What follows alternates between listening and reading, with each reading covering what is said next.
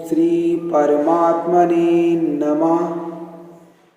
पांडवों ने 12 वर्ष का वनवास और 1 वर्ष का अज्ञातवास समाप्त होने पर जब प्रतिज्ञा के अनुसार अपना आधा राज्य मांगा, तब दुर्योधन ने आधा राज्य तो क्या, तीखी सुई की नोक जितनी जमीन भी बिना युद्ध के देनी स्वीकार नहीं की। अतः पांडवों ने माता कुंती की आज्ञा के अनुसार युद्ध करना स्वीकार कर लिया। इस प्रकार पांडवों और कौरवों का युद्ध होना निश्चित हो गया और तदनुसार दोनों ओर से युद्ध की तैयारी होने लगी। महर्षि वेद व्यास जी का धृतराष्ट्र पर बहुत स्नेह था। उस स्नेह के कारण उन्होंने धृतराष्ट्र के पास आकर कहा कि युद्ध होना और उसमें क्षत्रियों का महान संहार होना अवश्य भावी है, इसे कोई टाल नहीं सकता। यदि तुम देखना चाहते हो तो मैं तुम्हें दिव्य दृष्टि दे सकता हूँ, जिससे तुम यहीं बैठे बैठे युद्ध को अच्छी तरह से देख सकते हो। इस पर धृतराष्ट्र ने कहा कि मैं जन्म भर अंधा रहा, अब अपने कुल के संहार को मैं देखना नहीं चाहता, परंतु युद्ध कैसे हो रहा है यह समाचार जरूर सुनना चाहता हूँ। तब व्यास जी ने कहा कि मैं संजय को दिव्य दृष्टि देता हूँ, जिससे यह संपूर्ण युद्ध को, संपूर्ण घटनाओं को, सैनिकों के मन में आई हुई बात को भी जान लेगा, सुन लेगा, देख लेगा और सब बातें तुम्हें सुना भी देगा। ऐसा कहकर व्यास जी ने संजय को दिव्य दृष्टि प्रदान की। निश्चित समय के अनुसार कुरुक्षेत्र में युद्ध आरंभ हुआ। 10 दिन तक संजय युद्ध स्थल में ही रहे। जब पितामह भीष्म बाणों के द्वारा रथ से गिरा दिए गए, तब संजय ने हस्तिनापुर में, जहां धृतराष्ट्र विराजमान थे, आकर धृतराष्ट्र को यह समाचार सुनाया। यह समाचार को सुनकर धृतराष्ट्र को बड़ा दुख हुआ और वे विलाप करने लगे। फिर उन्होंने संजय से युद्ध का सारा वृत्तांत सुनाने के लिए कहा। भीष्म पर्व के 24वें अध्याय तक संजय ने युद्ध संबंधी बातें धृतराष्ट्र को सुनाई हैं। 25वें अध्याय के आरंभ में धृतराष्ट्र संजय से पूछते हैं, धर्म क्षेत्रे कुरुक्षेत्रे समाविता योत्सवा मामका पांडवशेयो किम कुर्वत संजय। धृतराष्ट्र बोले, हे संजय, धर्मभूमि कुरुक्षेत्र में युद्ध की इच्छा से इकट्ठे हुए मेरे और पांडवों के पुत्रों ने भी क्या किया।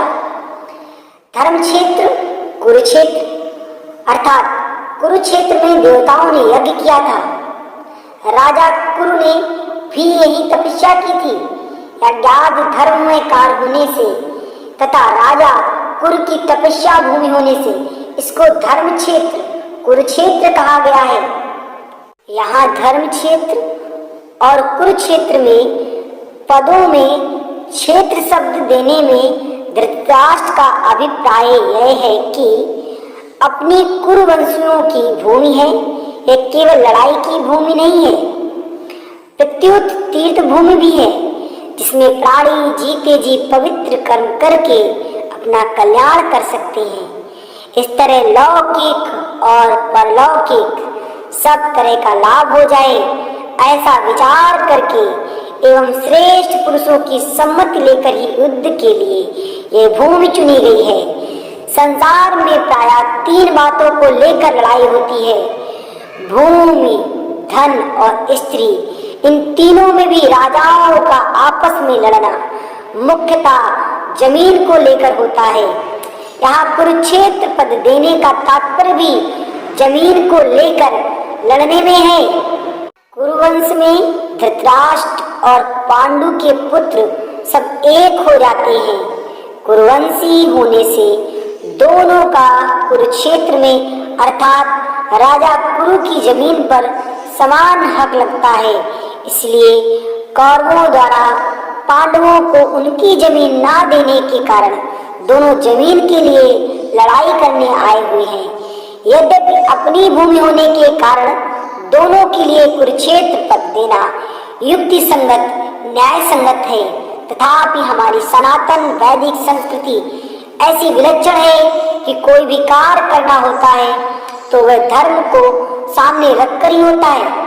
युद्ध जैसा कार्य वे धर्म भूमि तीर्थ भूमि में ही करते हैं, जिससे युद्ध में मरने वालों का उद्धार हो जाए, कल्याण हो जाए। अतः यहाँ कुरुक्षेत्र के साथ धर्म क्षेत्र पद आया है। यहाँ आरंभ में धर्म पद से एक और बात भी मालूम होती है। अगर आरंभ के धर्म पद में से धर लिया जाए और 18वें अध्याय के अंतिम श्लोक के मम पद में से मम लिया जाए तो धर्म शब्द बन जाता है। अर्थात संपूर्ण गीता धर्म के अंतर्गत है। अर्थात धर्म का पालन करने से गीता के सिद्धांतों का पालन हो जाता है और गीता के सिद्धांतों के अनुसार कर्तव्य कर्म करने से धर्म का अनुष्ठान हो जाता है। इन धर्म क्षेत्र कुरुक्षेत्र पदों से सभी मनुष्यों को यह शिक्षा लेनी चाहिए कि कोई भी काम करना हो तो वह धर्म को सामने रखकर ही करना चाहिए। प्रत्येक कार्य सबके हित की दृष्टि से ही करना चाहिए, केवल अपने सुख आराम की दृष्टि से नहीं। और कर्तव्य अकर्तव्य के विषय में शास्त्रों को सामने रखना चाहिए। समवेता उत्सवा राजाओं के द्वारा बार बार संधि का प्रस्ताव रखने पर भी दुर्योधन ने संधि करना स्वीकार नहीं किया। इतना ही नहीं, भगवान श्री कृष्ण के कहने पर भी मेरे पुत्र दुर्योधन ने स्पष्ट कह दिया कि बिना युद्ध के मैं तीखी सुई की नोक जितनी जमीन भी पांडवों को नहीं दूंगा। तब मजबूर होकर पांडवों ने भी युद्ध करना स्वीकार किया। इस प्रकार मेरे पुत्र और पांडु पुत्र दोनों ही सेनाओं के सहित युद्ध की इच्छा से इकट्ठे हुए। दोनों सेनाओं में युद्ध की इच्छा रहने पर भी दुर्योधन में युद्ध की इच्छा विशेष रूप से थी। उसका मुख्य उद्देश्य राज्य प्राप्ति ही था। वह राज्य प्राप्ति धर्म से हो चाहे अधर्म से, न्याय से हो चाहे अन्याय से, रीति से हो चाहे निषिद्ध रीति से, किसी भी तरह से हमें राज्य मिलना चाहिए, ऐसा उसका भाव था। इसीलिए विशेष रूप से दुर्योधन का पक्ष ही युद्धोत्सव अर्थात युद्ध की इच्छा वाला था। पांडवों में धर्म की मुख्यता थी। उनका ऐसा भाव था कि हम चाहे जैसा जीवन निर्वाह कर लेंगे पर अपने धर्म में बाधा नहीं आने देंगे, धर्म के विरुद्ध नहीं चलेंगे। इस बात को लेकर महाराज युधिष्ठिर युद्ध नहीं करना चाहते थे, परंतु जिसकी मां की आज्ञा से युधिष्ठिर ने चारों भाइयों सहित द्रौपदी से विवाह किया था, उस मां की आज्ञा होने के कारण ही महाराज युधिष्ठिर की युद्ध में पीड़ित हुई थी। अर्थात केवल मां की आज्ञा पालन धर्म से ही युधिष्ठिर युद्ध की इच्छा वाले हुए। तात्पर्य है कि दुर्योधन आदि तो राज्य को लेकर ही युत्सुक थे, पर पांडव धर्म को लेकर ही युत्सुक बने थे। माम का पांडवा शेरो, पांडव धृतराष्ट्र को अपने पिता के बड़े भाई होने से पिता के समान समझते थे और उनकी आज्ञा का पालन करते थे।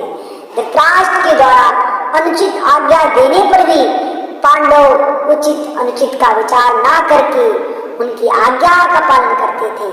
अतः यहाँ माम का पद के अंतर्गत कौरव और पांडव दोनों आ जाते हैं। फिर भी पांडवा पद अलग देने का तात्पर्य यह है कि धृतराष्ट्र का अपने पुत्रों में तथा पांडु पुत्रों में समान भाव नहीं था। उनमें पक्षपात था, अपने पुत्रों के प्रति मोह था। वे दुर्योधन आदि को तो अपना मानते थे पर पांडवों को अपना नहीं मानते थे। इस कारण उन्होंने अपने पुत्रों के लिए माम का और पांडु पुत्रों के लिए पांडवा पद का प्रयोग किया है, क्योंकि जो भाव भीतर होते हैं वे ही प्रायः वाणी से बाहर निकलते हैं। दैवी भाव के कारण ही धृतराष्ट्र को अपने कुल के संहार का दुख भोगना पड़ा। इससे मनुष्य मात्र को यह शिक्षा लेनी चाहिए कि वह अपने घरों में मोहल्लों में, गांवों में और प्रांतों में, देशों में, संप्रदायों में दैवी भाव अर्थात ये अपने हैं, ये दूसरे हैं, ऐसा भाव ना रखें। कारण कि दैवी भाव से आपस में प्रेम इसलिए नहीं होता, प्रत्युत कलह होती है।